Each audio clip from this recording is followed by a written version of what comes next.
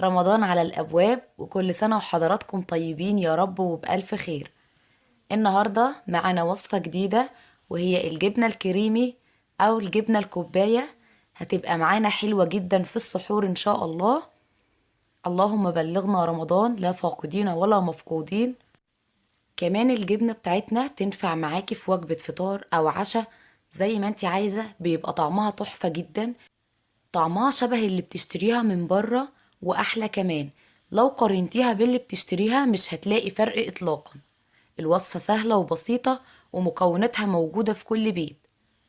بس ما تنسوش قبل ما تشوفوا الفيديو تحطوا لايك، ولو انتوا جداد على القناة ما تنسوش تعملوا اشتراك او سبسكرايب، وتفعلوا جرس التنبيهات علشان يوصلكم كل جديد ان شاء الله. يلا بينا نشوف الطريقة والمقادير.